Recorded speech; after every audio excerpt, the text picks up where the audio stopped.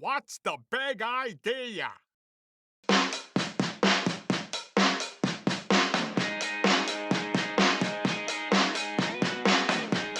Okay, What's happening? and we're here. We are Live. on the air. And today's episode is about the plight Of the... tall player. I was hoping Erik would fill in with the rest. Oh, I should. let's do it again. Okay. Today's episode is about the plight. Of the... Tall player. All right. Wow, that was really good. Yeah. Wow. Great idea, Meach. Thank Yeah. you. Yeah, so we Works. did a show a while back about the short player, the plight of the short player. So if you haven't listened to that, check that one out. That's about all the issues about short players getting overlooked in the game and some of the problems that that's causing. And today, we are obviously wanting to talk about the tall players because they're getting screwed in a whole different way that sometimes short players or parents or coaches might not be noticing.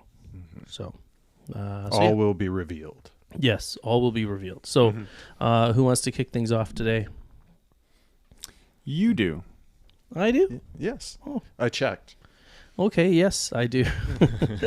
Okay, so I think the obvious thing is that, so first thing I want to talk about before we get into the specifics of coaching is I think that I think there's a mindset difference between tall players and short players, stereotypically speaking. So whenever you're talking psychological terms, there's a bit of stereotyping. But this came up, I think, in our short player show where Probably. the idea that short players, or not short, but average height players, or short players are average height people in society. Yeah. And they, I think, are better adjusted psychologically in terms of confidence. Because I think kids that grow fast or kids that grow early, they have that confidence issue. So a lot of tall players are gangly. They haven't grown into their bodies yet. And so they don't move that well, again, generally speaking. Generally. Not in all cases. No, right? and we're talking at also, we should point out, at puberty age, right? Like, so Where- you're- right. yeah, not It's like, tricky at yeah, that people time. grow into their height, of course, but if you are one of those early You growers, end up leaving the game, or yeah, and you definitely can have confidence issues, and I think that manifests, I think, is a big part of this problem too. It's why I think a lot of tall players don't stand up for themselves when things happen in volleyball, coaching wise, decision making wise, that affect tall players that we're going to talk about in the show. So there's a definite, because I notice myself as like an average height person in society, but as a short volleyball player, I tend to have way more confidence than my tall playing friends on the court. And it's not like a Napoleon issue where I'm like, I'm gonna, I want to fight everybody. It's a genuinely, I think that I was more coordinated at an early age and more accepted, and I didn't have the coach asking me, "Oh, you play basketball?" I didn't have people making jokes about my height.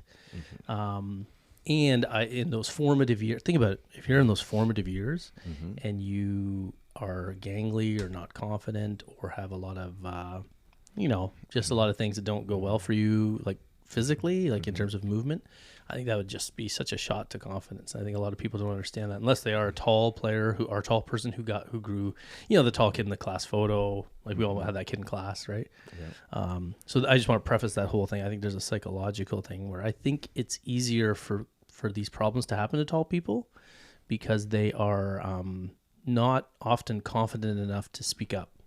Right. What happens? Right. So good Because preface. of what happened in their formative years when they were just making their way and being a presence in their own. So Yeah. Makes sense, right? right. It's easier, and I think it's easier for coaches to do some of the things, and for the game even to put in some of the rules that have happened, and tall players accept it. I think there's more pushback. Well, I mean, short players, like I said, we have a separate show for that, and there's pushback happening, I think, among short players. So they tend to be vocal or pissed off about it. But yeah, I saw it too, just as a coach. I think coaches tend to have an easier time telling tall players what to do. I think, you know what I mean? yeah. And they probably with your lack of confidence, they just go along with believing it, right? Because they're like, "Oh, you're tall, you'll do this role." More always kind of leaning towards the middle, right? Yeah. Or you can't do these other things. Yeah. Or that's right. Yeah, that's one thing. Like, I heard a coach once in a practice say to a group of kids, and these are 14-year-old girls, and the coach said, "So what are tall people? What problems do tall people have?" And she said this to the whole team, including a bunch of tall kids.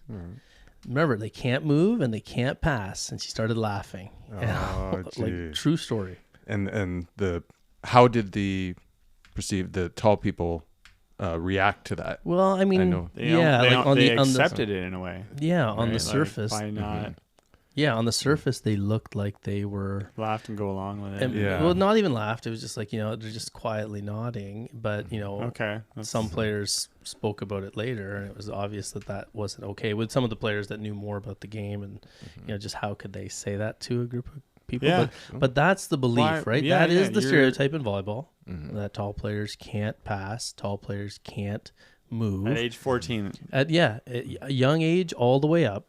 And then, so the problem for the tall player is that they get labeled that way. And then, like we said too, like we did a post about this too, like how can a player get better at any skill if they are not allowed to do it? Yeah. So we say to tall players, "Oh yeah, you can't pass, so you will never let you pass from age." Yeah. I mean, most governing bodies do limit specialized positions until like 16, okay? But not everywhere. Meaning libero. Yeah, meaning libero, and even designating positions, like you can't have a fixed middle, a fixed left side, fixed right side until like after about 15, which is cool. And a lot of coaches hate that though. They're like pissed off because they think that no, I want to start doing systems, but they don't understand that then you're denying seeing who's got what. Like you might tell a kid they can't set at age 14, Yeah. and that means that player. What if they start to develop better hands, or what if a player starts hitting well outside or middle, or Yeah, you don't know when, like, they can go from any one of those positions to any other one between the ages of 13 to 20. Yeah. 20 and beyond, like 22 or something, like probably. Yep. I'm Yeah, sure I think the biggest shift that happens late in life is the middle to outside hitter. Yeah. Right, which is it's hard to get hands later, right? You can tell by I think 15, 16 you start to see this kid's got hands and this kid doesn't have hands. Yeah. I still think you can probably get better to doing things like beach. But for those pure hands but outside hitters, middle hitters, outside and middles, they can switch, and they generally do, and I think that's a huge problem here, right? Like I'm sure when you guys have that on your list. Well, I'm wondering what is when we're talking about solutions, what would you recommend for a coach to do to get all positions explored? Yeah. Erik, do you have any thoughts on that? Started getting into fixing the problem before we fully got into the problem, but that's what I was going to say too. All right, we can tackle it later. Yeah, well, no, you're right, but I think there's probably a little. You're sort of. I mean, we have touched on it, but maybe we should articulate the problem more. Erik, you want to talk about that problem that Meach is talking about solving? If I could maybe say it again in a different way. Sure. How do you prevent players from being pigeonholed? Because you have to specialize at some point, right? And so you have to. That's just part of the game. So then how can you do that in a balanced way, or what's the right tempo of it? Like at what age do you start? And then I was thinking of a few things, like when you start to get into like middle blocker, attacking drills, and then left side stuff, when you're just running hitting lines or something. Assuming those who are practicing as middles at practice have already experienced in their previous year or something, they've experienced attacking the ball as a left side. Because when you start attacking the ball, like when you're 10, 12, whatever, you're just learning how to like do an approach and meet the ball and swing through the ball. You're not worried about, specific middle attacking where the approach is different, the arm swing is different. So in those practices, when you do get into the role specific drills, just hopefully there's time to allow your middles to hit left side balls and vice versa, right? Because I mean, we used to do it in warm up all the time, even like before a game. I don't know if it's an effective warm up. It mostly just gets guys pumped up. You just bounce meter balls, right? The coach just stands there and everyone just goes one after the other. Yep. It's super fun, and like middles are usually pretty good at it. Obviously outside players, everyone can get good at it, right? But it's a vertical approach and it's a big snap. It's tough to do that big long swing because you might hit the net, right? So just hopefully there's allowance for some fluidity, like, you know, obviously the middle should be getting maybe the majority of their attacks out of there, and then, you know, allow them to hit wherever else as well. But Yeah. so I think, I don't know what the right prescription is, right? It's just well, that's one thing. You said like having drills or times in practice where players can swing outside and even swing in the middle and swing right side. Like I love seeing hitting lines where players just fill in lines, right? And it's so good because, I mean, especially like it's hard to hit a ball on the left side, you know, if we're comparing the left side and the right side attack to a meter ball in the middle. The meter ball in the middle is easy because it's not going very far horizontally.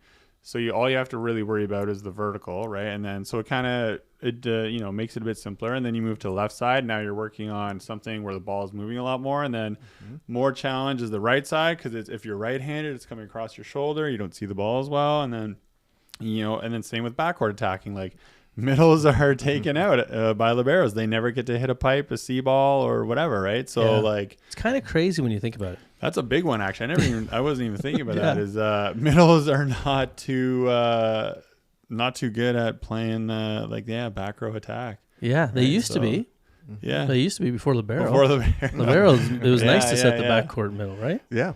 Right. And they were always coming up pipe. Well, and like anything, I have a bunch of buddies who played middle, but like they've played so much volleyball that they've got the opportunity to practice the backcourt attack and became good at it. And so, like anything, reps fixes a lot or gives the opportunity to develop that. So just give them reps, right? And it goes with attacking, this goes with passing, digging, and like that thing, how they were told they're bad passers or whatever, like, oh man, that'd be so bad to hear, because one of the good things about I can remember in club was like digging the ball and just that drive you get, because I think as a player, I remember our coach used to just pound the ball at us, and like he was pretty accurate, and some of them would go like right in front of your toes, right?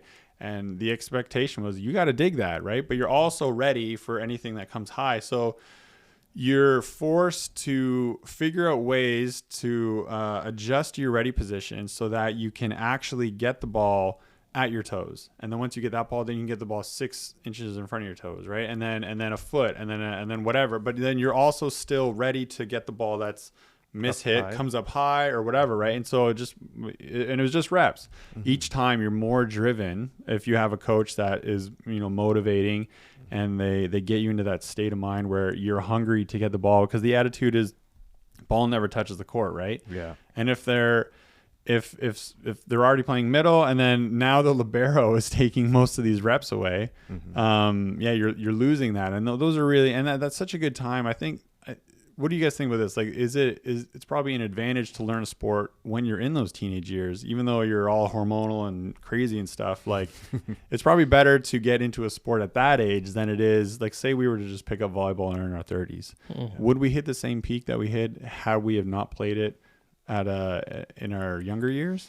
Right. That's right. Meach, thoughts? Yeah.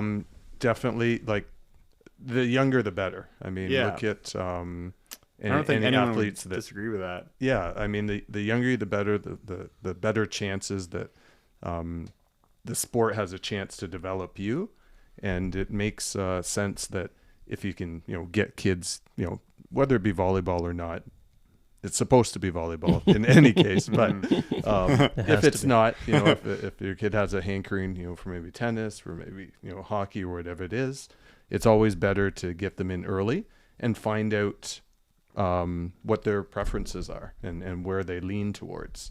So I know that I'm starting professional wrestling tomorrow, and I expect to be world champion in the next 2 to 3 years. So by time you're well, the fat thing, right? Remember, I'm trying to get as fat as humanly possible. So. Oh that's a sport too, isn't it? I'm sorry, when I say professional wrestling, I mean like for entertainment purposes only, right? Oh, like fully scripted wrestling. Oh, fully scripted. Yeah. Absolutely. How are you gonna get up on the ropes and do belly flop? Well, I don't need to be a high flyer. I can just be the guy that runs off the ropes and jumps.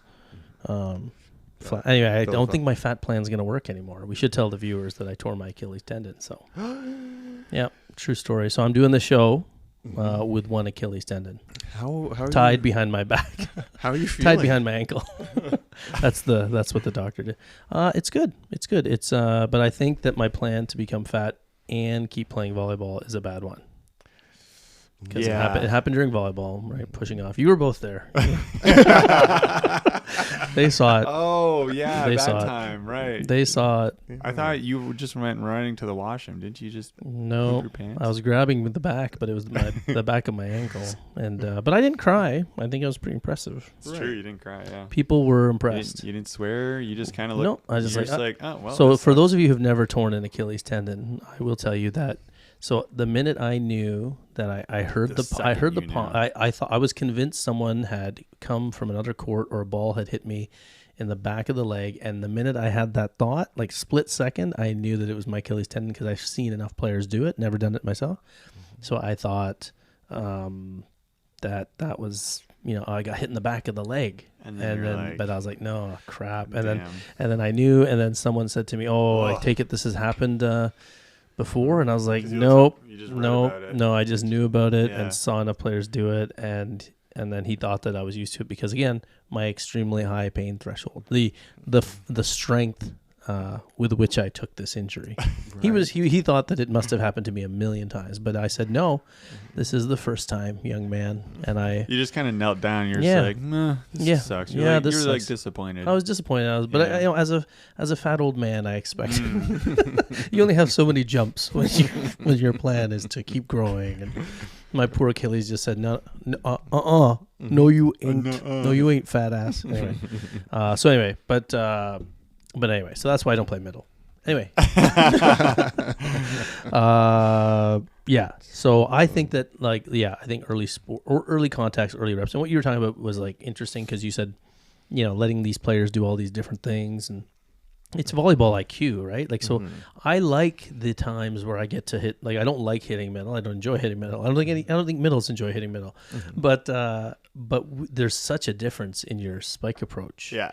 And Yeah. also when you go Hugely. right side, there's such a different feel hitting a right side ball. Yeah. And I think every player on the court should feel that. Yeah. I think every court, it really helps you become a better, because now I know, like, when I know the difference in how a middle hits the ball, and when I know the difference how a right side hits the ball, it affects my passing to the setter.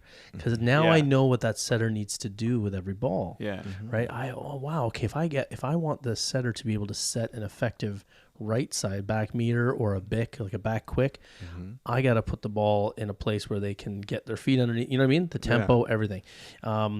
If I know what a quick feels like as a hitter and how, my pass can't be a rocket straight line to the setter. It has to have some arc to give me time to get off to do my spike approach, do my backswing. So the playing as many positions as possible. It also, like, if players get a chance to set, it's really important. Yeah. Because that makes them pass better too, right?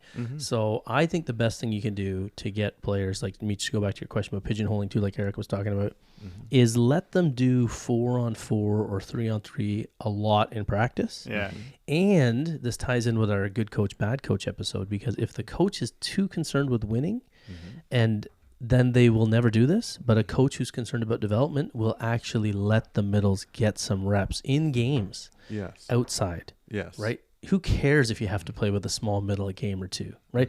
If you, again, these are like, it sounds so hard. Everybody thinks that they're coaching at some super high level. People are like, oh, you could do that in high school, but never in club, or oh, you can do that with a regional team, but never a national team. Because the U.S. has national clubs and they have regional clubs that stay in the region, and so no, it's all just developing the player and making them better. Yeah. Because here's the crux: your 6'1" middle that you take out for the libero, that you don't let serve now. Don't forget, right? Liberos are serving in the U.S. now. It's That 6'1" middle, who is your diamond on your club team, is going to go to post-secondary, and the coach is going to say, oh, you're a left side. And then that player can't pass, can't serve, not going to make the team. Yeah. So how did you serve? Did you serve that player, or did you serve your win-loss record? Right. So it just goes back to the same question. Are you developing players, or are you trying to win medals? Yeah. Because if you're trying to win medals, then you're going to lock everybody in as soon as possible, and you're not going to let them experience other things And if you're the right mindset, you would let kids do different things even beyond that 15, 16-year-old threshold where they say they can't lock in, or they can start to lock in, Yeah. So the focus being have even your left sides, your right sides, your middles, whatever it is, switch positions on occasion. On occasion, yes. It doesn't have to be like that's not your third set strategy. That's not your, but it maybe in a game where you're going to win or get blown out. Mm-hmm. Especially too when you think of players getting injured. If somebody can fill in for a different position, whether it be middle, whether it be a setter, hey, you got to know who can back up the backup. Such a good point. Such a good point. When you're scrimming, right, then your numbers are all wonky on the other side, but then you'd be like, hey, Bobby, go play middle, even though he mostly plays left side or whatever. Yep. And no big deal. Right. Yeah, right. And we made a post about that too. Remember about that coach that sticks with their top 6 or 7? They're locked in, and then by the end of the season, they're screwed because those kids are tired or injured, and then they have no balance in their lineup. And same thing, you're right, skills all around. Nothing wrong with having players try different. I mean, again, what are we? Again, it just all depends on how seriously you take your club team. And again, I still think that the higher level you played, the less you think of club volleyball, right? I was just at a club practice tonight where they scrimmaged against a varsity team, and it was very low level ball, right? Yeah. But to the people on the sidelines, it was like the be all end all, and they're making all these decisions, and I'm just like, there's fundamental things that they're missing in the name of development, just to try to win. Telling the players what shot to make to win versus the mindset to win against anybody, not just this team. So right. It helped me understand the the positions, when you're in different rotations a lot, so much more, because in my time playing volleyball, I got to play left side, middle. I started as a setter, and then when I was 15, 16 or 14 to 16 or 17, I was mostly middle. And then I went to post secondary, and then I got slotted as a left side because I was only 6'4". And then I got to learn left side, right. And it took me 4 months just to figure out the left side approach, the whole passing and then exiting, and then this big long approach. Anyways, I was so lucky to have the opportunity to do that. But and then later on another team where I actually ended up being flexible enough to fill in all those different roles because of injuries, where we had, I had a few younger guys on my team that were, sometimes they would start off and then they would get in their own head. So I would actually start on the bench, and then if one of the left sides, that kind of happened to them, or if it happened to one of the middles or right sides, I would just jump in for them. Yeah. It was a neat little... You were versatile, yeah. But so because of my experiences playing those different positions, I understand different rotations really well, because I remember when I was just playing one position, all I remembered was my little place when I'm in 1, 2, 3, 4, and then I didn't really understand what everyone else was doing, right? And then the more I got to play, I was like, oh, okay, now I see what's going on. It's just, and it makes so much more sense. And then, because I remember sometimes being a complete deer in the headlights, making a stupid rotational mistake because being out of position on serve, right? Yeah. 100%. And it's just because I didn't have a deeper understanding, right? And then now it seems so simple, and it should be simple. It should be nice, and everyone has their alley, their avenue. The setter can get to the position when they need to, right at the whistle. And what you're talking about is that's why everybody becomes a better player after they start coaching. After I became a coach, I became a way better player. I started coaching young, and I became such a better player. Picture. Yeah, you just understand more. You have, again, that thing that players aren't getting is that coaches can give players that perspective by moving them around a little more. Yeah. But the biggest thing for me, in terms of the play of the middle right now, is that you take that perception that they can't pass, and then you don't let them do it. I think the libero, we talked about this in our show about the short player. Was the libero the worst thing that happened to the short outside hitter? Because the libero now, they see the great, it doesn't matter if they're the best hitter on the team, short outside hitters, 9 times out of 10, they just make them liberos. Do you even practice as a libero up until 17, 18? Is it even necessary? Just practice in whatever position you're in. And then maybe when you're working on rotational stuff, then play the libero role. But for the rest of the practice, just hit hit balls, pass balls, whatever, like be a backup setter or hit middle balls. Like, Yeah, I think it's a tricky thing because you're caught between levels. So like if you don't teach it, let's say a 17U, a 16U kid or 16-year-old kid to play on a team with a libero and to be a libero, then you set them up for failure at a varsity tryout because then they're like they don't know what the hell's going on. Because so like the old school, like if you're not playing libero, then the old formula was middle plays 6 back. If you're playing 6 back, middle plays 6, and your left side is in backward your 5. middle was 6. Oh yeah, you didn't. Yeah, back when you I didn't were know playing. that. Yeah, you used to play when I coached you too when you were a kid. You don't remember, but you were never 6. Ask your mother. Yeah, I think you think of because I'm. I did play 6 back a lot. I do remember that. I think because I'm. Was I playing middle at the time? I'm brown skinned, and another one of your favorite coaches is a black male. I think Erik, in his racist memory, Erik. No, I'm just kidding. What's going on? I don't know. I was waiting for the punchline. Erik says he doesn't remember that I coached him, but I think that Erik morphs his two visible. You weren't dark enough for me to remember. You morph both visible minority coaches into one person. Oh, he was the. Maybe. No, I'm just kidding. I think I should. I can't believe I called Erik Meach. Hubie? Come on, Erik's not racist. You guys together would be Hubie. Some of his best friends are racist. No, aren't. Anyway, so let's go back to the point. Smart enough. The idea was Meach, stop it. What? Okay, the idea was before the libero was around, middles played 6. So middles play 6 and left sides always played 5. So now, you know what's funny to me about this? Interesting. Yeah, because the middle, the idea was that you weren't getting the driven balls in 5, right? You're getting the rolls over the block, touches off block, which tall players can be handy to touch. And they can get to the... you mean in 6? You are getting the driven ball in 5. Yes. Sorry, the libero, the left side, would be getting it in 5, down the line, cross court. They're your best passers, best defenders, so they're sitting in 5. Middles played 6. I thought you would remember that from your days, but no. I don't. You were a bit of a dope. Yeah. In a good way, though. Yeah, in a good way. Yeah. But there's that. I do distinctly remember playing 6. Yes. Distinctly. Yes. So that's when you were middle. Okay. That's when you were middle, and maybe it's coming back to you now. Maybe. This is an intervention.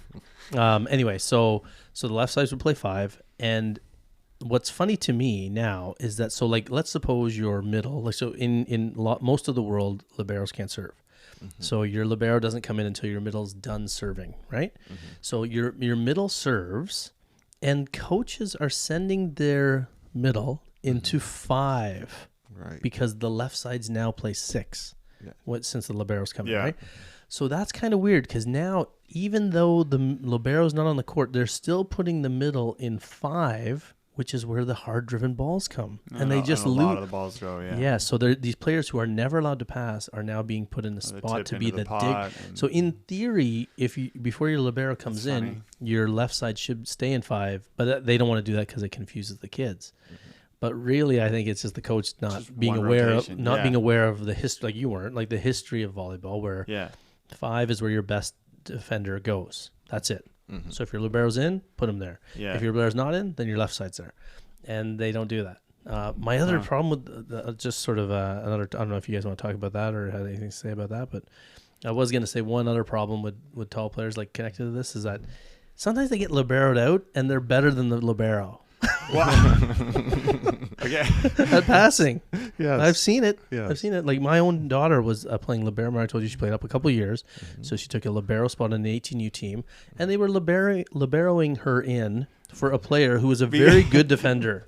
Yeah, because you can't like suddenly be like, okay, like tell the libero you're not going to go in and pass this rotation because it's basically just you're just gonna kill their confidence because then they'll be like, well, then what am I gonna do? It's like, I don't know what you're gonna do. It's funny that you said that though. It's funny that you said that you're gonna kill the libero's confidence. Yeah. But what are you doing? Every rotation, you take out that tall player for the whole season. Yeah. Like they can't. And again, like you said, go take it to the States scenario. They can't serve and they can't pass. They're just out of the back row entirely. What a horrible situation for a young player. Yeah. You know? Like we all, again, when we look at pro, we get it. Yes. Right? It yes. makes sense. Different. Yeah. It's different. And it's just not like, you can go from that to this like without it being so hardcore or whatever. Like I'm sure it can be, yeah. And maybe you're whittling out or cutting out some players that might be different positions by the time they get to the pros. Yeah. Like how many outside hitters' careers ended? Tons. I'd say the majority of outside hitters who were middles in club are just so, and I know middles, like I know professional middles, and I know national team middles who have told me, they like when I remember we mentioned our fours youth leagues and that we run, they thank us for doing that because they're like they get visibly angry when they're talking about their history as a forced middle at a young age, and then they become middles as pros, but they just want to pass and they want to dig, but they're not allowed to ever. And the other side of it too is, what about liberoing? What if the libero, there's some other team who's like passing, some other player who's passing like shit all match, all year, and they never get liberoed out because they're not a middle. Yeah, and that's like the benefit of a libero. They can take out anyone in the back row. But coaches don't do that. They just go middle. So what? You'll be down pipe or C-ball? Well, I'm pretty sure the pass is more important than your offensive, your fourth offensive option. That's not even what they're thinking. They're not thinking about they're just trapped in that pigeonhole thing Meach talked about. That's right. Off the top, they're like, nope, my middle just comes out. That's the way my middle just comes out. My middle just comes out. So they keep thinking everyone's too fragile to, like be taken off the court or taken out of their role, or no, it's just the coach isn't. Or the coach is too fragile. The coach isn't just diverse. Like they're trapped in groupthink. Yeah. The libero takes out the middle. What if your left side? What if your middle can pass? That's just there's no individual. Remember we talked about this in our good coach, bad coach, in some other episode, where like this is how we do it, or that's that player's role, and it doesn't matter how good that player becomes, they're never going to get more playing time, or it doesn't matter, what changes. The coaches just go back. Bad coaches do this. Great coaches are always flexible in their thinking. Yeah. They see things are changing among players. People are growing. Think about it. It's a 9-month, 10-month season in some parts of the world, but you're playing full year of volleyball. To assume the kid is the same in the first month as the 9th month, it's bizarre, especially at this age group, right? Yeah. I mean, coaches should be constantly reviewing what everybody can do in each position, so that role doesn't just get taken where you're middle, your left side, your right side.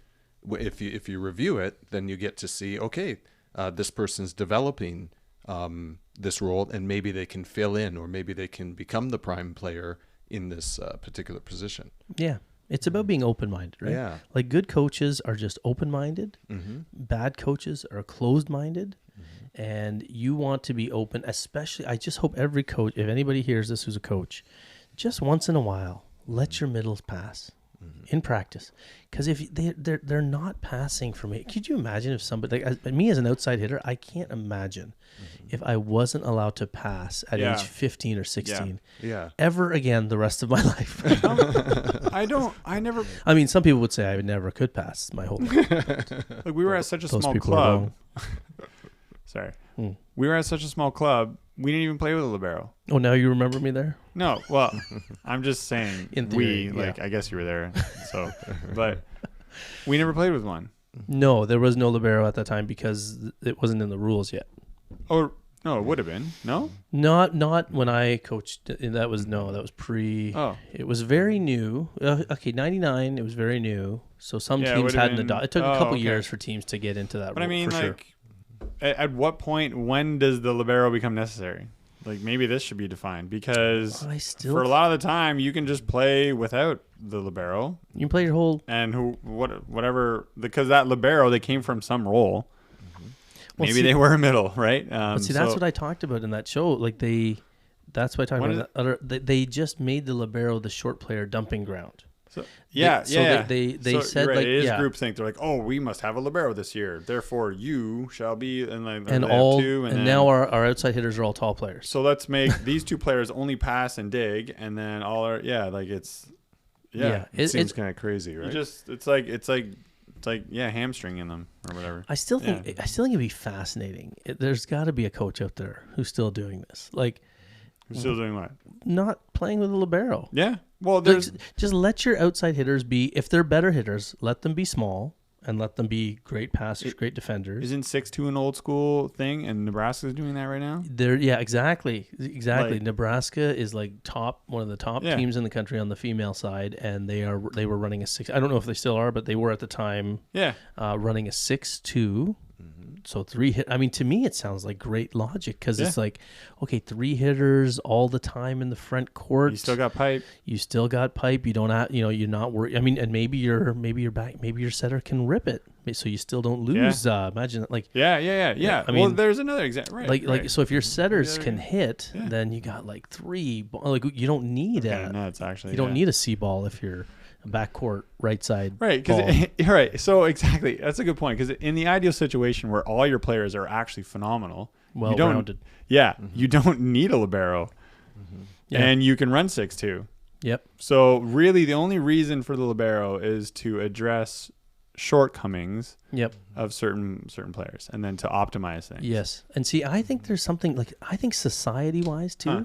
There's a real problem with specialization. Right, if you think about it, when we played Meach, our team, everybody could almost play every position. Oh yeah, right. Yeah. It was very well rounded, and your club team that I coached with some, it's the guys. Yeah. Oh, you don't remember Corello and I do remember. Yeah, Corello. Darling. Of course, I remember Corello. Darling and Lee and Pat. Yeah, and I was your first year coach. Okay. Anyway, Stu. Show me the picture. Yeah. Your mom. Ask your mom. Your mom was club director when I was there. Okay. But anyway, she thanked me for saving your volleyball career. But I digress. Anyway, so the idea though was that everybody on that team was well rounded. Yeah.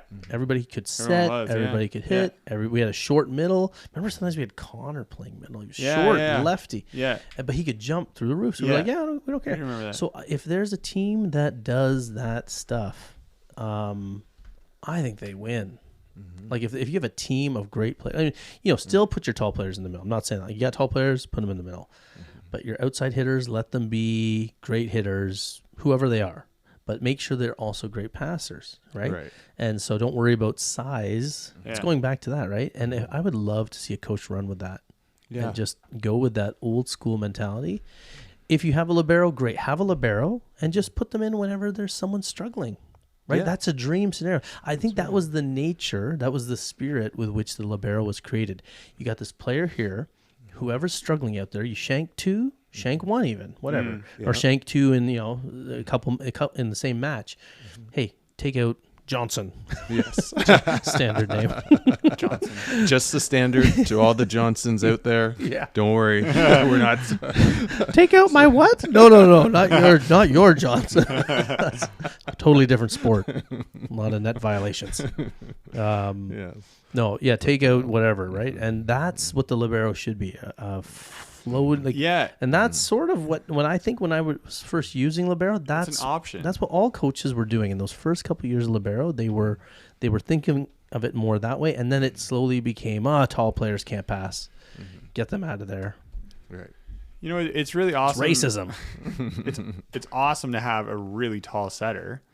But the times I've played with really tall setters, oftentimes they haven't been given enough opportunity to work on their defense and stuff, and they're more like when the ball isn't the ideal pass, and they have to form. Actually, no, I shouldn't say that. They're excellent forearm setters as well, but forearm pass setters. Oh, okay, forearm setters. No, forearm set, but. Right. But they can run into the same situation where, if they're very tall and then they've just been setting like most of their club and stuff, then they're missing out on the other aspects of the game. But there is setters are tricky though, because if they have hands, I think that's fair game to lock them in. Yeah, I do as well. Because screw their well run. It is good to let them hit though. It is good to let them hit in practice. Good to let them hit. Yeah. But why, Eric? Why is it good? Sorry, I didn't mean to hijack your whole point. But because it's an unofficial rule that if your setter digs the ball to you, you have to set it back to them. And then but also, see, if a setter a setter knows how, a setter feels my sets aren't high enough, or my sets are too low, or my sets are too far inside.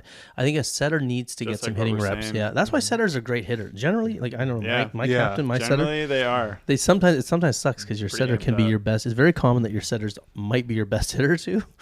On a really good team because I don't know, they're just get athletically gifted.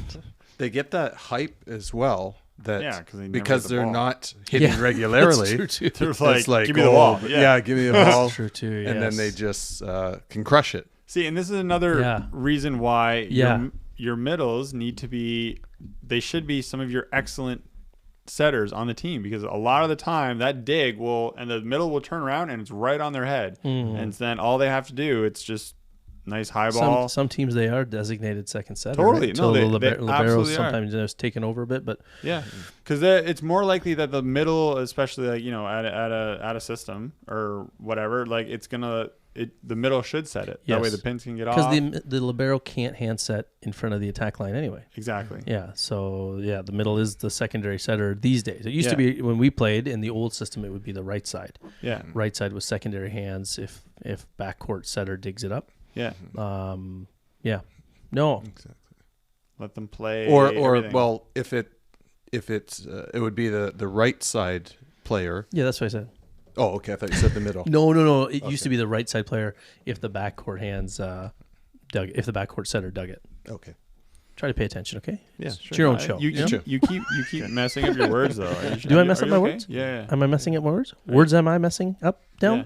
Down? Are you okay? I'm okay. Emotionally, not so. Oh. Remember, I have an Achilles injury. I'm coping with injury. Wait, That's the next maybe you have a episode. Maybe blood that's clot. the next Do you have a episode. clot in your leg? Oh, is that a funny joke, Eric? No, it's You know, people are listening right now with blood clots. in their legs. But we're just talking It about could be you. in their Why couldn't it? He says like, what are the odds? Would you know? Wouldn't it hurt? I don't know. Eric, I think that we're not. You know, I don't. But he was doing it out of If you have concern. if you have a clot in your leg, it's gonna end up in your brain. You know, and we it's knew gonna you be were a major little problem. racist, but now you're being medically discriminatory as well. You were concerned about getting a blood clot in your leg. I said You were when? concerned When? when you had the cast on. This is And all you were- this is You all were reading Mayo backstage Clinic. talk. You were reading Mayo Clinic and you were having a panic attack because you thought you were going to get a claw in your leg. So you No, took the some- cast out. off and you Okay. said, never again. No. So what I And you did? smashed Okay. it. Well, we should talk about this later. We're going to do an episode on injuries. But if people listen, if you're listening at home, I'm just saying, I'm not a doctor, but don't do what your doctor says. No, I'm just kidding. This is not medical advice, but you know, I strongly caution you Don't against tear your Achilles. Yeah, people who studied medicine for 7 to 10 years, you know, just grain of salt.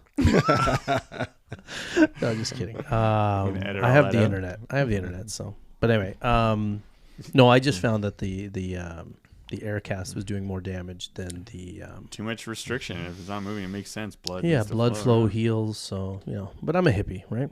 So Mhm. I do yoga in the nude. So That's hippie. that tells you a little bit about me. That's hippie. A lot more. Yeah, Okay. A lot more than we need Yeah. to know. I love it. The neighbors love it. Win-win. Right. Yin yin. Yin yin. That's a yoga joke. Yin yoga. Question. Yes. Would you rather, not that it, obviously, because I'm going to be speaking about Zuby, not that it happens very often to you Mm-hmm. or ever, but would you rather be blocked? Okay. Mm-hmm. Let me formulate this, make sure, because I know you're going to be all over me. Would you rather be sound like me. blocked by a short player or dug by a tall player? Ooh, good one. Neither. Oh, No, I'm just kidding. Would I rather Gotta pick one. Would I rather be blocked by a short player what would Or- sting more? or dug by a tall player? What would sting I don't- more? I mean, I think it's always a win for an outside. For me, if I get dug, I think that's better than getting blocked by anybody. I don't consider who dug me. I'm not sitting there going, "Oh, that tall best." Well, in either situation, if you got blocked, What I sort mean, of person? I think I'd be focusing on the wrong things if I was worried about their height. I think it's always worse to get blocked, but it's understandable to be both. I don't think it's a problem to be dug or blocked. As long as I hit it well, you know what I mean? Like, I don't worry about. So this is a great, like, in mindset. I think we talked about this, and if not, I think potentially it would be worse to get dug. I never think about my opponent at all. I only think about me. And it shows in his game, doesn't it? No. So what I mean by that is I control what I can control. So I don't care if I put a great hit on it, and that short or tall blocker takes away my angle or my line late. then kudos.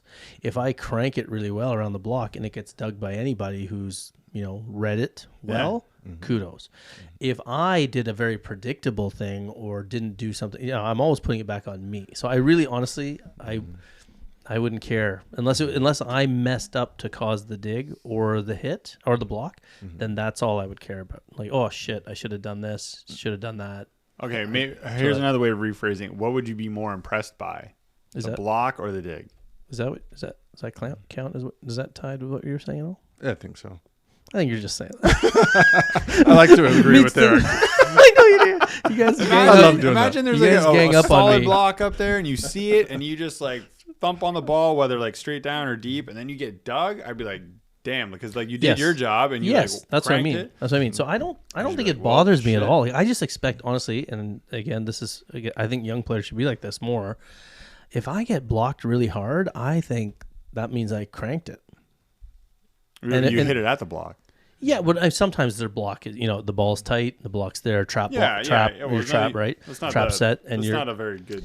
But if you crank it and it gets stuff blocked, that just happens. It's just it's not something to get upset about ever. I think if I'm in a situation where I can't get around a blocker, that's happened to me once in my life. You have to like test your balls. That happened to me once in my life where I couldn't. I was fucking getting blocked, and I was like, "What the fuck?" I don't know what it was, but it pissed me. As the one time I just kept reading you right. I don't know what it was. I think he was just a fucking great blocker, and was really. I mean, he was blocking everybody. This is someone who went on to like major shit, by the way. So I was like, whatever. Yeah. But I did. You work it out. I started tipping. There you go. Block that motherfucker. Anyway, no. So I don't think it would bother me the height wise, but I think that.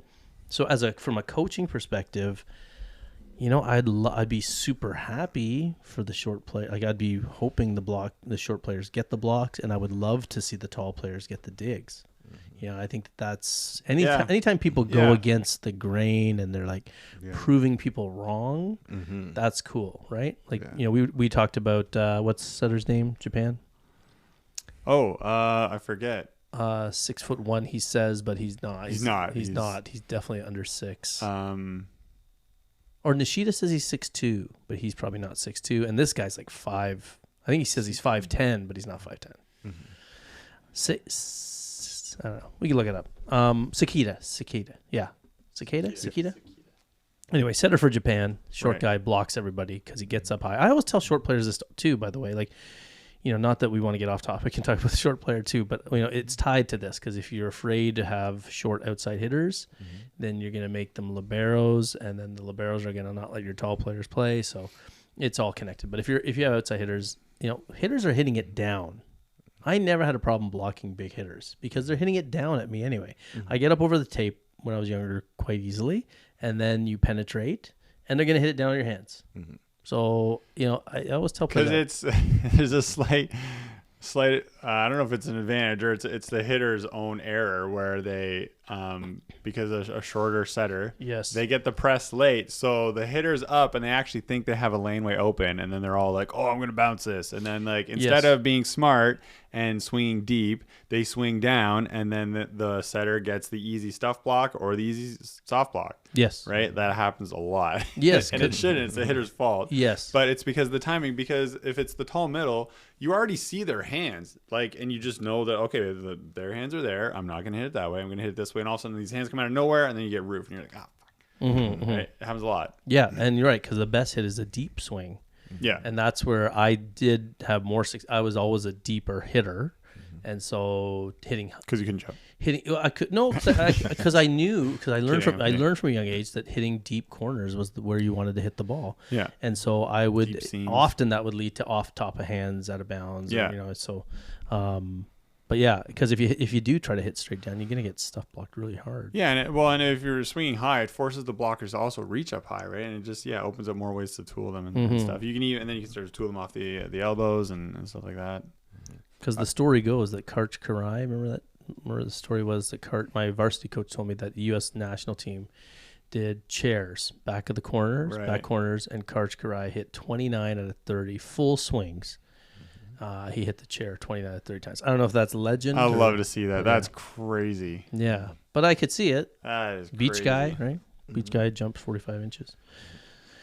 Meach, you were gonna say something there. I know that, as you can probably attest, that one of the plights of the tall player is that the shorter players, and a lot of times, like, you know, when you're playing co-ed and stuff like that, that Hey, you Meach, get hit. Just make sure you're in the mic there. Okay. You get hit by players. Yeah. And I guess I would say hitting the pits, as you'd call it. Yeah, Right. getting tooled off, and now this definitely, it comes down. Yeah, it's also, it's got to be partly on the blocker, and also like props to the hitter for doing that. Actually, we just played in a men's tournament where a guy, I know he's not like jumping as high anymore. I've been playing against him and with him for years, and he's an amazing hitter, and he's starting to slow down or whatever. Like, he's vertical, but absolutely unstoppable. Went like totally like 100% as a left side, and all he did is exactly that. He was just like off the elbows, off the forearms. Now it's also partly the blocker's fault, because if you are, I think if you are and I'm not exceptionally tall, but if you are super tall, one thing you can do is you can just back off the net a little bit, and then when you go up, then you are able to pike more. And so even though you may not be vertically reaching as high, just back up a little bit, and now you're going to get more actual penetration, right? And it's going to cut down. So but it's props to the hitter for doing that, but it's also the blocker could be doing something to try and minimize that, and then Push hands forward. and the thing is, you're such an easy target as a blocker if your eyes are not open and you're just going up and you're reaching and you're just like staying in one spot. Like, it's always good to see the hitter or understand them, or understand. Again, this comes into being a dynamic player. If you're a middle blocker and you're about to block a left side, but you've played left side, you know the mental pattern. They're going to see the hands, and then they're going to swing around them, because why would they hit into you, right? But some of them will, and you should be there for that, for the roof. But also, you can show and then press inside, and you'll see that. Like, watch any slow-mo of the pros or whatever, right? It's often, when they're blocking the pins, it's up, and then they all do a slight press inside. It's also to turn the ball, if they do block it, to go towards the court and not out, right? But if you're just standing there like this, like what our coach used to call it, with like skis in the air, your sticks, right? You're just a target. Yeah. But if you're playing, let's say, like all the time against high players or taller players hitting against you, then when the shorter one comes, they're tooling you all day, basically, if you don't watch out. That happens a lot, So for sure. You have to take adjust. a mental awareness. And then often it'll take you like 4 or 5 points just to do that adjustment, right? And then that's one advantage a high flying attacker actually has, I guess, is that when the set's there, they can go for that max vertical, and then you better meet them, otherwise they're just going to OT you or whatever, right? But then they have the option to run like a faster low ball, and then you're up for the high hit, and now you're just going to get tooled off elbow. So that's an excellent quality if the attacker can work that out with their setter. Keeps you on your toes, because and making that adjustment by pressing in order to alleviate that shorter player getting past you. Or hitting the pits, basically. Right. The blocker should be seeing, like, my coach who taught me to play middle. It helped me so much then going from middle to be a pin player, because I was an exceptionally, I think, good blocker, because he's like head on a swivel. Because as a middle, you're way more hyper alert. I feel like I was way sharper, and like I had to be faster as a middle player than a left side or a right side at the net. Right. You have to be super sharp. Like, both should be the same. But I remember it was like so difficult. It's like head on a swivel, and you got to see the set. You got to see the attacker. And then whenever I got beat, it's like, I got beat because I watched the ball and then I didn't line up with the attacker. Right. So now it's next time it's like, okay, see the ball, see the attacker. And then it's like, okay, finally, I got a little bit closer or whatever. Right. So it's like, you got to see everything. And then that way, if you're looking at the attacker, you're not just like pressing with your eyes closed. Yeah. You can see that all of a sudden, the set's low.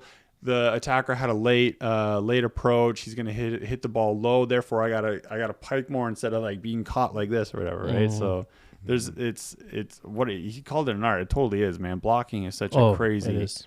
And being a middle, and attacking is, and the whole game is. Being a middle is so hectic. It's nuts, right? It's nuts. so hectic. Like to be like, it's fast enough, like playing at the high levels as an outside player or as a setter, but as a middle, things just friggin' like it's like if it's like jumping quick and then here comes the back quick and shoot, I thought it was going quick but now he's way, it's shooting outside loop and it's like fast, and you just don't know, and then if it does get past everybody, you got to get off the net fast and approach faster than anybody and just get up in the air and make sure you're there. So it's super hectic. I was gonna say, just thinking about when Erik was talking about how you got to read so much as a middle blocker, and it's so important to understand all facets of the game. Taking the middle blocker out of the back court. Good point. What does that do? Like for a couple of things, for someone who knows so much about the offensive of the, what do you think about that? What is taking them out of the back court? How does it can it negatively affect their ability to read as a blocker? 100%, because they're not seeing the back row perspective of the front row. Yeah. It's pretty massive. Just thinking about that right now. Yeah, they get to see where the team's being beat when they're digging. Yeah. Because think of how much sitting there as a backcourt defender does for your ability to read shoulders, read openings, read tendencies, and then we stick them in the front court into that hectic world you're talking about, and then they're like, and they're not going to read as well. And it's going to drive you, like when, you're the middle and you're playing defense in backcourt, and then, it's set goes out and then your middle just can't close and there's the gap, and then the hitter finds it and just bounces it right down the hole, right? Because that happens all the time. And now as the backcourt middle, you're like, oh damn, like the front court middle just didn't get there in time. So now it's like you're staying in the loop of like, man, like I really got to be fast. One, because I'm almost now I'm front row. Okay, like that setter's setting really fast tempo outside.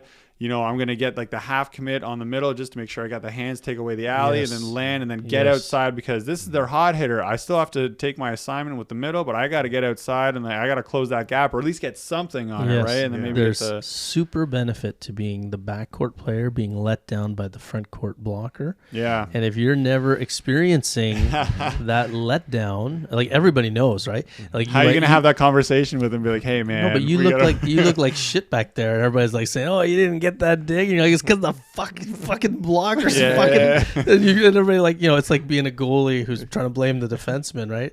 You know that it was the blocker's fault that you didn't dig that ball, or they left the seam and you were trying to be in two places at once. That's right. And then so think about that. That's funny. So there's no better perspective than being seeing the back row on what the front row is doing. It actually teaches you to be a better blocker by being in the back row. Oh my God, I think we just stumbled on something. I think we just changed the game forever. And who better to rip on the front court middle for being late than the back court middle? Because if someone else rips on it, he's like, man, it's like, you can just be like, I'm trying, and because they don't know what it's like to be a middle blocker. So you're just going straight for the criticism, like who better to? No, I'm just thinking like the letting down your teammate. It's great to feel that and then be the block. I mean, we outside hitters get that, but middles, your middle blocker, your most important blocker, right, is not getting that feedback loop, as you always like to say, the feedback loop thing, right? You're not getting that. Oh shit, that middle, my counterpart let me down as a defender. I'm not going to do that. Yeah. Wow, what a great teaching tool. Right. And then you two can go back and forth on the adjustments you're going to make on the next time out or something, right? But even if you don't have that, like just the accountability, your accountability rises because you have to feel what it's like to be let down or defended, right? Like it's great when you say, "Oh shit, he was really there, she was really there, she really took away that lane at the last second. I'm gonna do that, right?" Like there's learning happening back there and reading. So there's that aspect, and then the other aspect is, what do you guys think about flow? Like Erik was talking about the hectic position and how it's a lot of stuff going on. Take that player out for 3 rotations pretty much. Yeah. Now go back in and be intense. Well, I think that's part of the way that the middle plays now is you got to keep yourself amped up and in the game. Same as the libero when you're off the court. Like that's. Mm-hmm. I think it's easier for libero. I think, again, just tying in with that early thing we talked about, confidence and that young player mindset, where if you are tall early. Like I always look at young middles when I watch them, like coaches are yanking them off the court and throwing them back on, and they always look, and I'm sure parents will know this too, they look confused as hell. And they just look like they're out of it. Like they're just not comfortable. They're like, We've all seen the time when they're not paying attention. Everyone's like, yo, get on. And they're like, yeah, especially when they're young, even in varsity, right? Some of these guys and girls are like, especially the guys are like, no, but even girls too, like they're like, because of that confidence issue we talked about, the comfort level in their own body, they're just, I don't know, it's just it feels weird, like to rob them of that backcourt experience. I just hope that coaches understand they don't have to use a libero all the time. But then the argument against that is that, well, then where do these short players play? Well, let them hit. Let them hit. Because I don't know. Not while they're libero, though. yes. No, not while they're libero. Good point. Yes. Don't let them hit. Can't be done at the same time. Imagine, that would be hilarious. I saw that today. Actually, someone set a ball and the libero was there, so the libero they're like, oh, they groaned visibly because they set the libero by accident. The libero just stayed on the ground and like hammered it on the ground. Standing roll shot. Yeah, standing roll shot. Good. Oh my gosh. No, but yeah, there's a lot of stuff here. I think, with the tall players. I think the biggest thing that I'm taking away is that, like, when I just from an empathy point of view, when I see tall players, young players, I just feel like, so they're already, again, stereotype, but let's say a vast majority or a majority of them are already a little uncomfortable in those teen years because they're tall and they can be awkward. Yeah. And then they get the double whammy of basically, anytime somebody says to someone, you can't do something, okay, you can't serve, I can't believe that, pass. And it's just over the 10 months, like, honestly, remember I told you, like, I've literally sat across from national team player getting visibly angry and upset, recalling their experience as a middle growing up and just how they can't pass, it's literal. Like the fucking up we're doing to these young kids by just saying, yeah, you're out. And to the point, like I said, I've seen really good defending backcourt middles taken out. And that player's going to be an outside hitter. Like, they're going to be told they're an outside hitter, but they're not going to make the team at the next level because they can't pass. Yeah. It's like, how many, I don't want to say millions, but it must be millions. Thousands of kids. Thousands of middles? Thousands of middles. Well, thousands of middles who were really outside hitters. But in club world. Or vice versa. Like, it's definitely goes the other way as well. Yeah, in terms of what? Sorry? Well, you can have a left side who goes to post secondary who ends up as a middle. Obviously less. Yeah, pretty rare. I know one. It can happen. It can happen like in small market, like if you go to a small school and small, but in big markets, in big places, in big schools, it's the height will always go towards the middle. Yeah, the height goes to the middle, and the or this, like I said, or the setter. Like, I've seen some tall setters, and it's nice to have sometimes. Like, no, tall setters. So we're not saying like. No, I know. Tall setters are awesome, and it's a tool, and even tall outside hitters. But what I'm talking about is that so the club player, you know what I'm saying, the club player who's just 6'2", 6'3", maybe even 6'4", like your case, is a middle, never gets to play outside, and then gets stuck in that position, and then they can't pass because they've been liberoed out. You were lucky because you came through when libero was very new and it wasn't as commonly used. But if you were getting liberoed out from 14 14 years old, like, you would have been toast. Yeah, I would have been. Yeah, and your confidence would have been so low. I think it was already tough for me to learn left side in post-secondary because I did play middle mostly, so I wasn't passing in all the serving rotations when I was back row. Because I remember it being very difficult to learn to pass these varsity level float serves at that time when it was that black, red, and white Baden. It was brutal. It was so hard. That was probably my biggest thing, was learning to pass high-level float serves. It was brutal. Yeah. Well, I mean, and everybody struggles with that. Yeah. It's Because like a I just- knuckleball, right, Charlie? Yeah. It's like a baseball knuckleball. Yeah. It's tough for the best hitters in the world. Even though I was passing like I don't know, like 2 out of the 3 times I was in the back row or something. Yeah. But it was just that Well, one I would the other be thing tucked too. away. Well, going back to that point too. Back then, and Meach, you remember this too. Like, coach, I just said this today. Like, there's no creativity or flexibility in passing lineups anymore. We routinely would drop someone out. You know what I mean? Okay, Yeah. but today it's like right sides never pass. Right sides never pass. What if your left side shanked a few? You don't want to push them up and drop the right side back? Nope. Right sides never pass. I'm like, what are you talking about? Even if there's no difference, it just gives something visual different for the server. Yeah. They might be like, It's just what a are change. they doing? Why are they? Yeah, you get ace twice in a row. Do I change who I'm serving now? Or? Yeah, just drop that passer out. They don't do that. A lot of coaches don't do that. I mean, Saves good you time good coaches do. I'm assuming, but it's the same thing with this tall thing. Like it's just like, okay, tall player can't pass.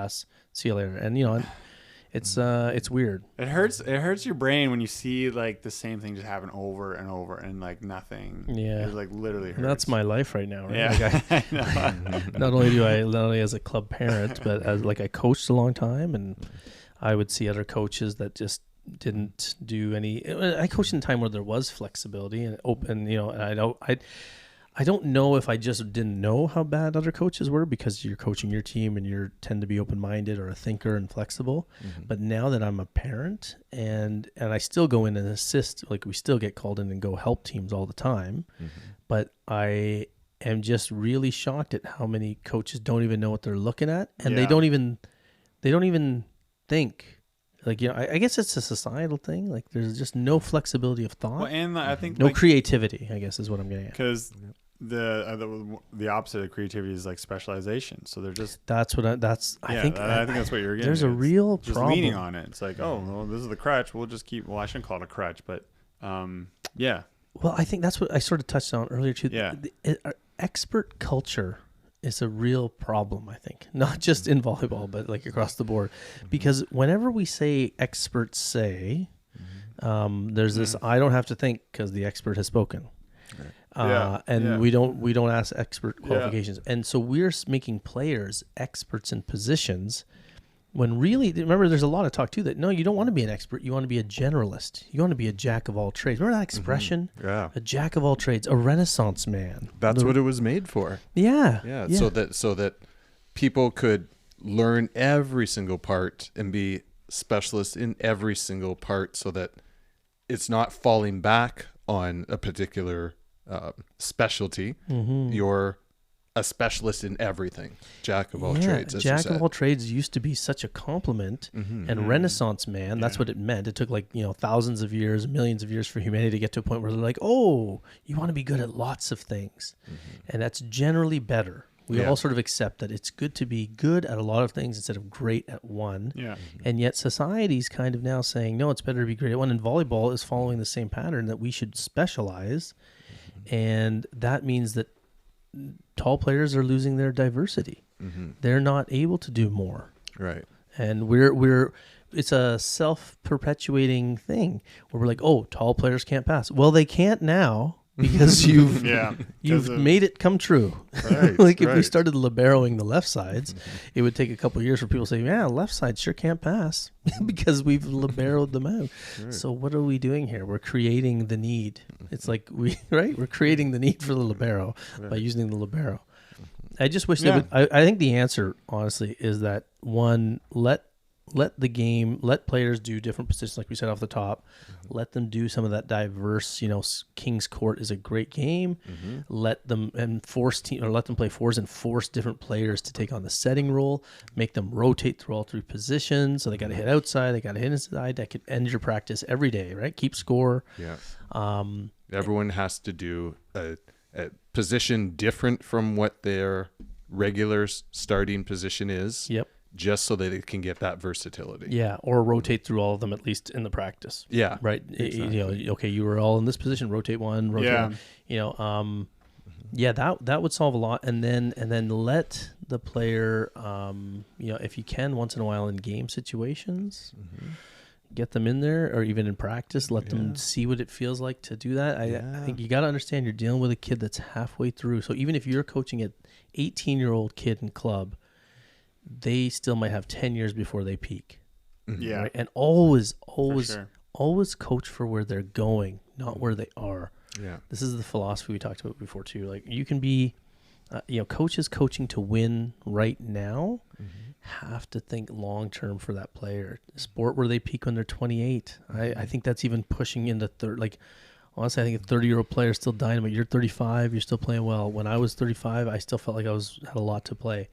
I don't even know if it's 28. That's the number that gets thrown around on the internet. But you're dealing with an 18-year-old, 17-year-old kid.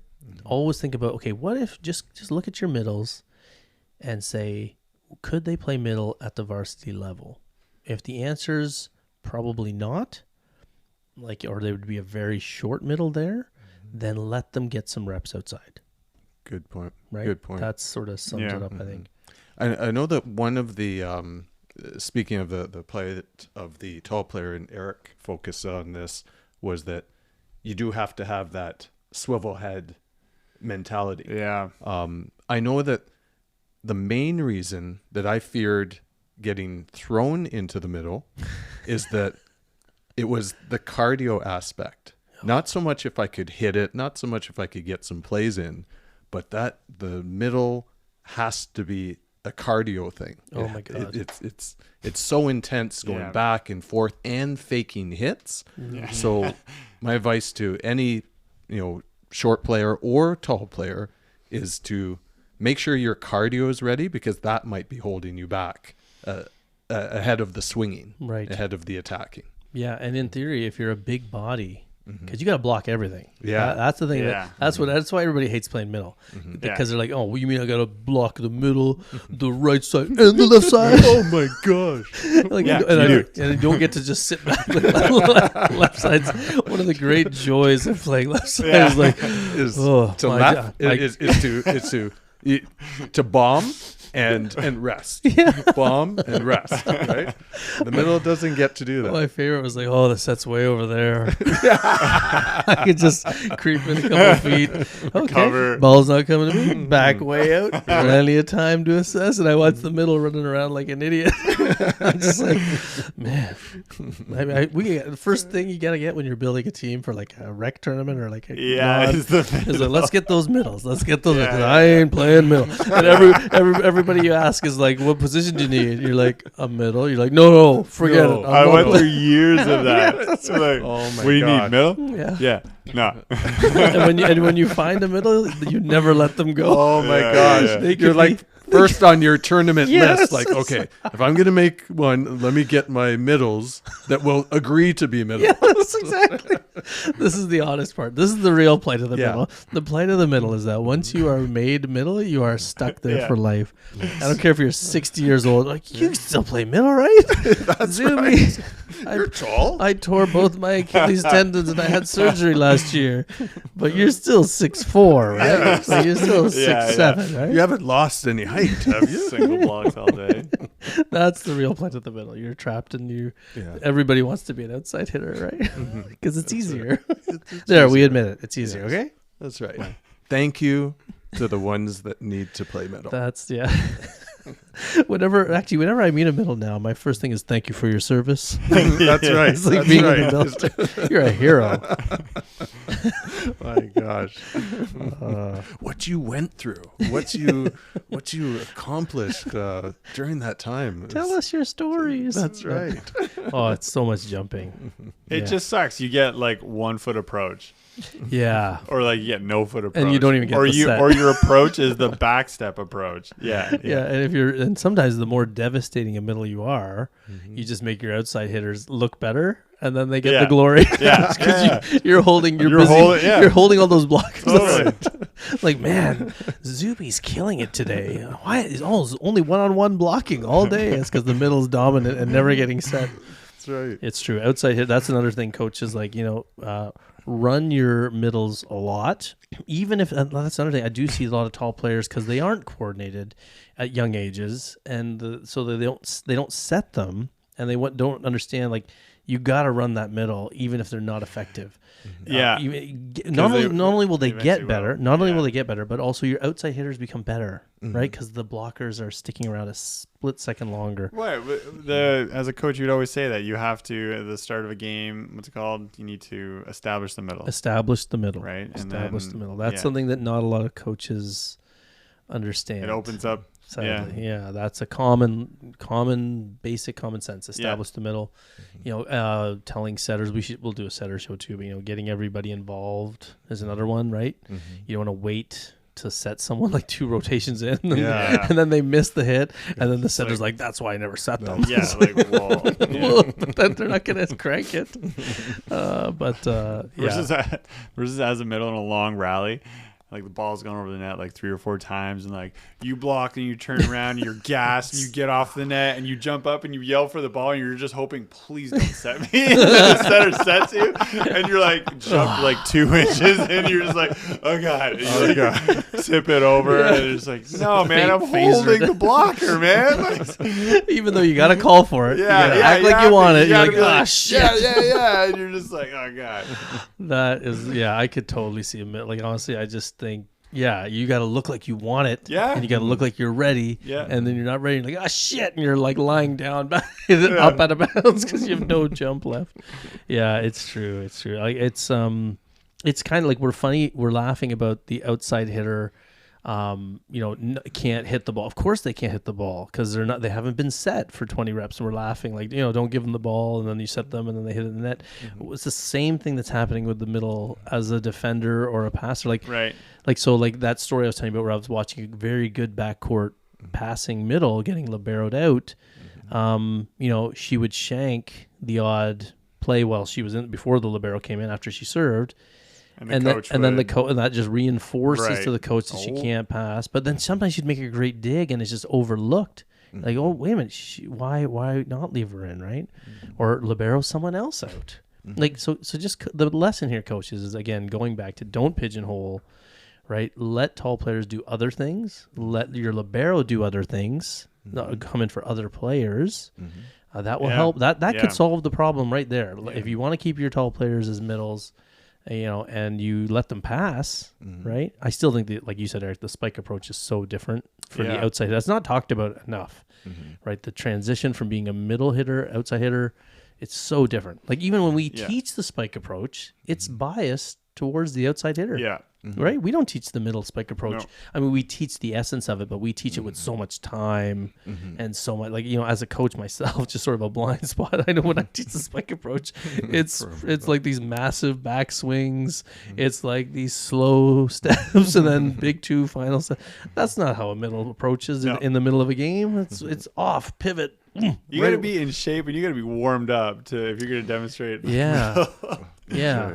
And that's why they have to be tall, because they don't get the full approach. So they're already up in the air and they can reach. And that's why you want a tall middle. We're not saying don't go tall middle, but we're just like, give that tall player some slack. Like I said, just from an emotional point of view, I don't like it when I see tall young kids getting, just getting clobbered. Well, pigeonholed and just clobbered self-esteem wise. Like they're already getting it because there are 14-year-old kids already awkward and not comfortable in his skin. And now they sort of like, all right, you just can't do this. And they just go along with it. And then they come in all discombobulated in the front row, confused, spinning around. And it's just really tough to watch a young player do that. And then, like I said, if they're not 6'7", if they're like 6'2" or 6 foot, even, and then they're being set up for failure, later. A lot of guys are like that, like all the way until they're 20, 21. Like the coordination just isn't there. Like, I'm just thinking of specific players I know that are gangly, and you're right, they totally don't have the confidence because they would get the ball, they would get the set in practice, and they're still just struggling with the coordination, and they can see all the other guys looking at them, right? But that's why you need a team that's also like on board and kind of just supporting with it, because they'll get there. Yeah. Especially because very much like, setters, always having second contact, the middle is always getting a little bit of blame. for not going up this side, not going up that side. Mhm. Yeah. Getting in the way of the setter. Getting in the, yeah. That's That's right. the worst. Yeah.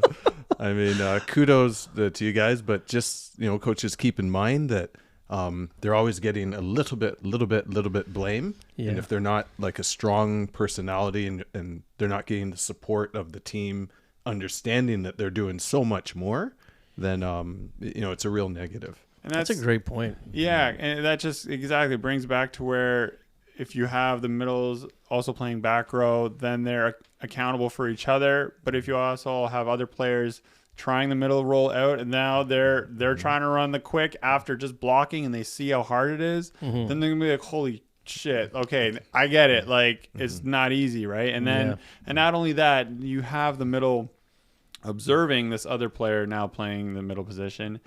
They're gonna kind of get amped up because now when they go back, they get to kind of show off or whatever, right? Because if it's just the middle is competing against each other, or the middle, then you know what I mean. It's always like you see your teammates play, and then when it's your opportunity in the hitting line or in the game, you not only get to try and win the game, you get to try and like show your teammates what you're all about, right? You're like in the game more. You're in, You're in it. You feel a part of it.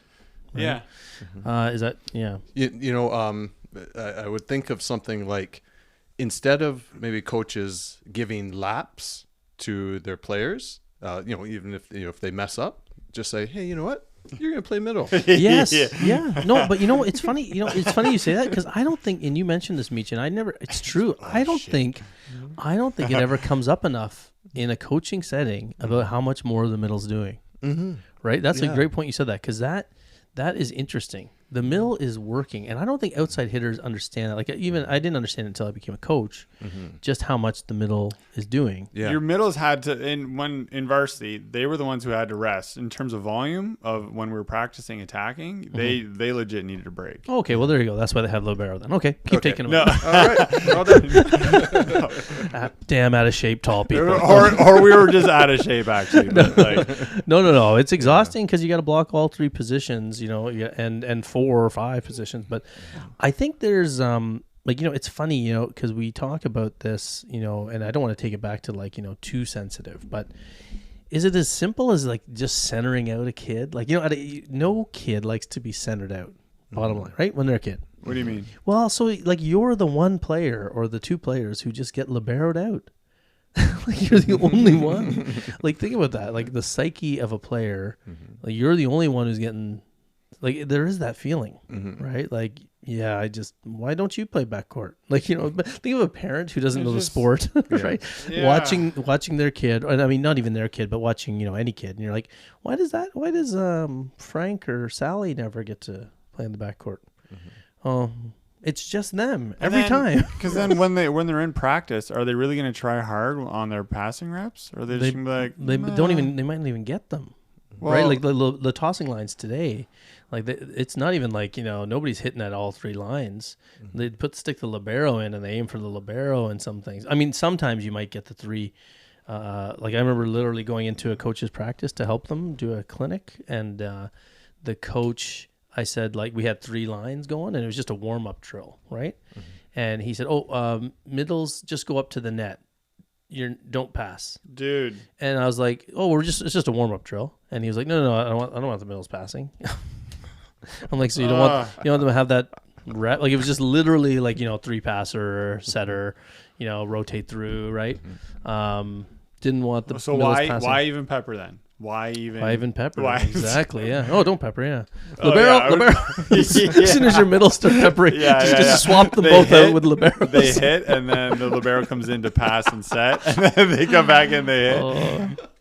We should make a video. We should make comedy videos. We should make like when a middle goes shopping, or a middle tries to dress themselves, or a middle cooks dinner, and just have the libero come in and do everything for them all day until they're useless. Yes, that's right. I always equate it to like my wife doing too much for my my daughters, like like oh, you're gonna do all their laundry, oh, you're gonna cook all their meals, or you're gonna clean up everything for them. Well, then they're totally useless now. It's kind of what we're doing to middles in a weird way. Not that they're useless, but we're just saying it's a problem.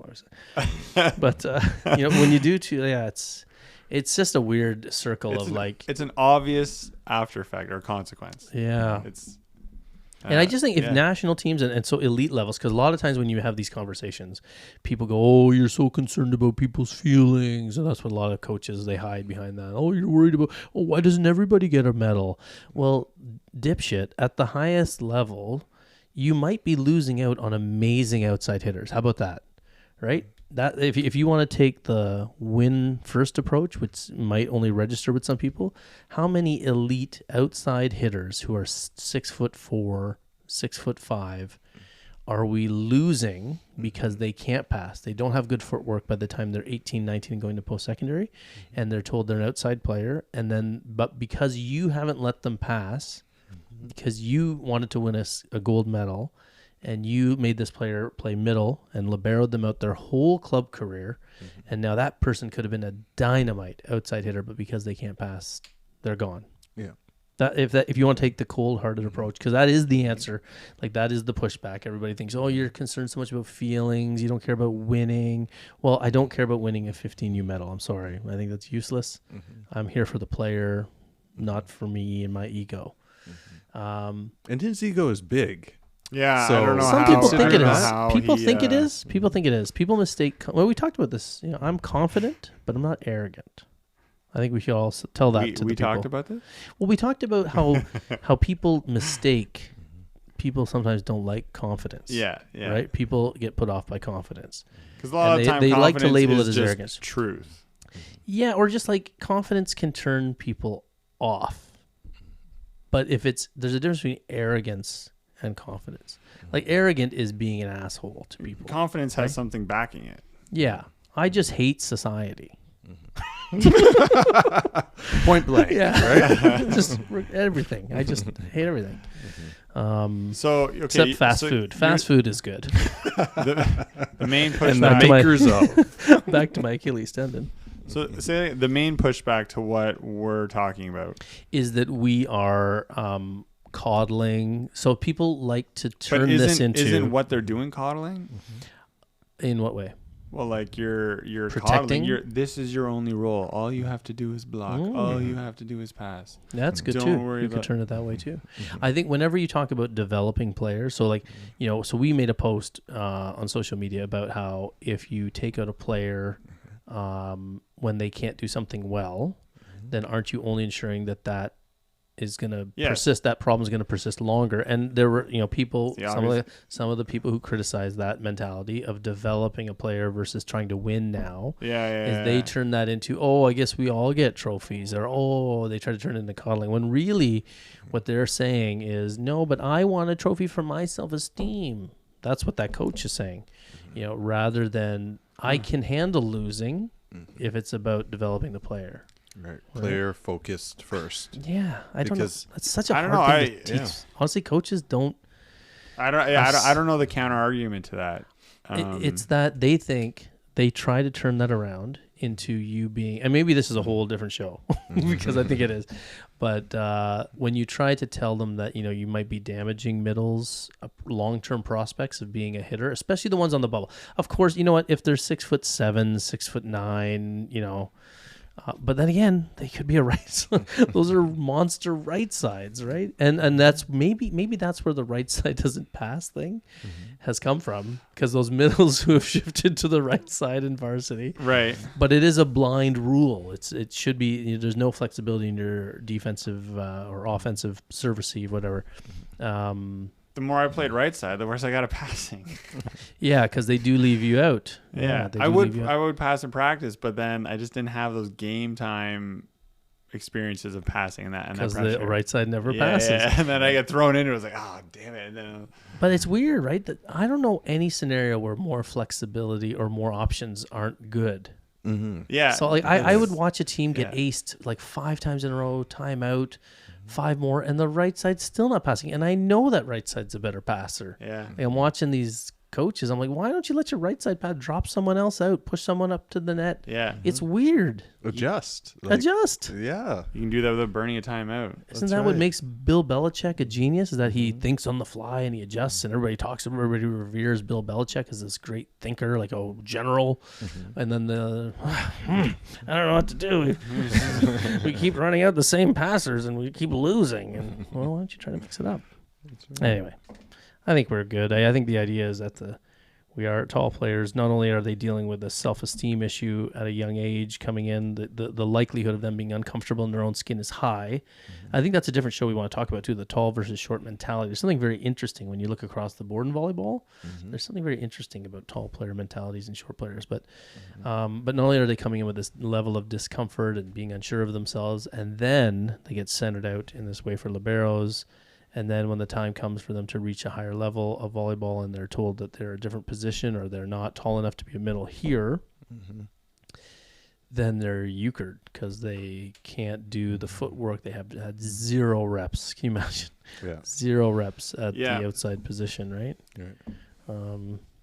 Yeah. Any closing thoughts, Meach? So coaches, advice, players, and coaches? Or maybe the player? I don't know. I would say that if you're going to say, okay, as a coach, you're going to play this particular position, then you better be prepared to say, okay, but you're going to work the most on the things that you are not good at.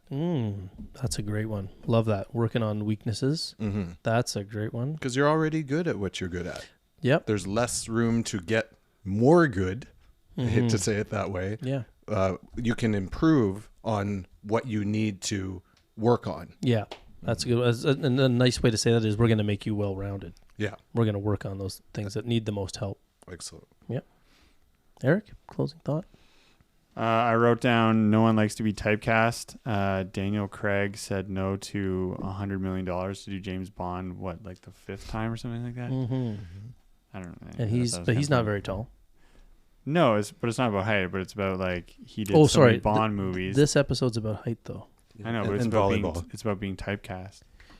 Is there a volleyball and scene? being tall as being placed in the middle as being typecast? So you're saying that middles, if they're paid $100 million, but they're given the opportunity to play left side. So James Bond should play left side. Left side. If he had the opportunity to, he probably would, because he's been playing middle his whole life. Okay, that makes sense. Yeah. Okay. No, sorry, did we cut you off though? No, that was it. Okay. And just the benefit of playing the whole sport is just too good. So Daniel Craig didn't want to play James Bond because he didn't want to be typecast. Exactly. After how many movies? I don't know. I forget. He did like 4. And then they offered him a huge amount of money to do another one. And he just kept saying no because he didn't want to be. He's like, no, I've done that. Yeah, he was probably already typecast by then. And Rich. Well, he was, but that's just because of the show. And Rich. Yeah, yes. No, I know what you mean. Yeah, taking on the role like that and doing it more than one movie, you're probably locked in. For sure. Nobody wants to be stereotyped. Yeah. I guess, but he obviously did it well. That's why they wanted him back. Yeah, he was so good. So maybe don't do that. If you get put in the middle and you become a really good middle, maybe keep playing it. Oh yeah, we're not. I know. I'm not. Erik's like, I'm kidding. I'm not. No, well, you should do that every episode. Erik should come to the totally wrong conclusion. Like, maybe we should keep the middle as a position. That's not what we're talking about at all. I think the ball should stay the same shape. No, that's not what we mean. Wait, the ball should stay the same shape? Yeah. Balls are round. Sorry? I'm missing the point. 00. Oh, you're trying to do it now. Okay. Maybe that'll be my job. Because you didn't do it very well. Okay. But we won't typecast anyone.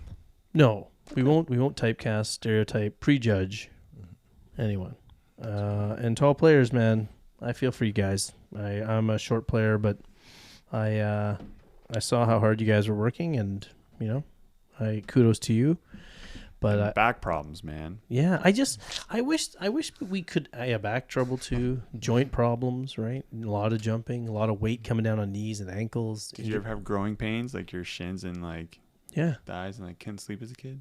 Yeah. That? Well, I guess every kid would have that. Yeah, kids have growing pains, I but just not have as much as so tall. bad. Not as much as tall kids. Meach, what are you thinking? You're gonna. Meach had a weird face there for the people just listening. Meach made a very weird face. Something about what was it? What part of it? No, it's Something just that I thought you might go somewhere else. I was thinking when about you it. I was thinking about it. couldn't sleep at night. And his growing pains sound a lot like groin pains. Growing pains. Yeah. No, I didn't go there, but you did, Meach. Thanks for projecting, stereotyping me, typecasting me. I'll not do the next Bond. Even if the studios beg you, eh? Yeah, even if they beg me. Well, if they beg me, maybe. Zuby. James Zuby. That makes no sense. Anyway, this show's over, I think. Yeah, diverse drills for coaches, right?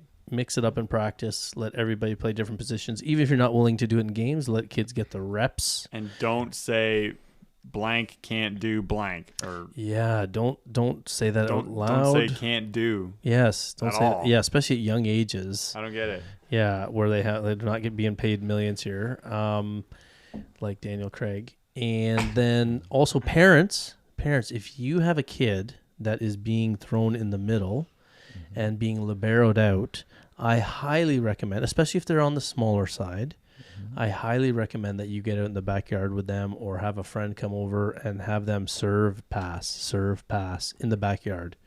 And it always goes back to this, Meach. What's the answer? We forgot to mention it. Oh, you don't got it? No, sorry. Oh, Erik? What, the video? What else can you... That's right. Meach loves to bring up the video. The VHS. Oh, Meach. yes. Is that where you were going?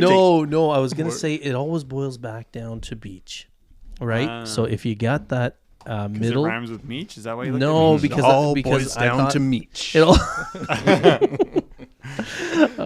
No, it always boils back down to beach. If you have a kid that's getting liberoed out and is not playing, and you know it's a problem or it bothers you. But there's a new format for beach where you have two players in the third. They sit off, so that's the middle. Erik. And the libero passes Erik's- it, and then the other person sets, and then the middle comes running in, and then they hit it quick Erik's making a joke here. on the beach. Erik's making a joke. Haven't you guys seen that? No, Erik, stop lying. The one I thought you were going to talk about the I formation that they used. You know, where you want one player to take all the passes on the beach. Yeah. Have you seen that? Remember Karch when he was injured? I haven't seen it in 30 years. Yes, Karch Karai when he was injured. Remember? Karch Karai was injured, so they did I formation because he had shoulder surgery. On 9x9 courts too. Yes. Anyway, we'll get off the point. But the point is, parents, if you have a kid, get them some reps passing the ball. You don't have to pay for private lessons, but you should pay maybe to get them into beach tournaments if you live in an area where there's beach tournaments. Yeah, if not, because they do everything. Backyard, serve the ball, let them play. Sign up in recreational leagues in your area for kids I would where they can play because they got to get the passing reps. That's another reason why we started like up in our area. Not that this, but there's every area has fours, right? Or youth leagues, and we did youth fours. We actually found out. You know, it's funny when we started that program, we found out that Europe was already doing it. Europe was already doing it because they know this is a huge problem. So you got to get into, and their endurance goes through the roof. Endurance goes through the roof. They lose their good on the joints. You know, they're not so timid on the court because young players are often timid. Yeah, so you have to be. Yeah. And when there's four, you have to move, and you get to play all the positions. You have to rotate. I thought you were saying twos. No, sorry. I'm talking about indoor fours leagues. So Europe. After we started ours, we found out that in Europe that's what they're doing, because same thought process we had. Young players being pigeonholed. Not being allowed to do all these skills, and they even set, right? Everybody rotates through and they set 3-1. So it's great, right? So that parents, that's something you can do, is get your kids some extra reps in the backyard, get them into beach, get them into recreational leagues where there's no coach telling them they can or can't do things. And coaches, be open-minded, be flexible. I still think that there's something there, eh? Where if the teams can go old school. Well, you know, you don't have to use the libero. That's what I mean. Yeah. Yeah, let that player play outside. We didn't need to get into the specific technical differences of the positions, right? No, I think that's a different show. I think we should probably get into some of that though, where we talk about technique. Like we should have a hitting show. We should have Yeah. retell parents, but more. You guys were getting into technical blocking stuff, and we could save that for a show. I think that would be great. Yeah. Imagine if a young blocker could just turn on an episode and listen for an hour and a half of idiots ramble on about it. Yeah. Dream come true. They would be like, Oh God, imagine the future. Is Who wants to do blocking when you can listen to it? That's right. We can make sounds like "Ba-dum." That's me blocking. "Ba-dum." That's me blocking again. And just hope they never watch the episode on YouTube. This is me jumping. Nowadays, right? No, this is me jumping. No, not yet. I want to wait longer. This is me jumping. That's me. That's me land. That's me landing. Actually, that's my Achilles snapping. yeah. All right, guys, another good episode, and play to the tall player, and everybody, thanks for listening. And if you made it to the end, congratulations. We don't even make it to the end. All right, guys, see you next week. Yeah. See ya. Get you.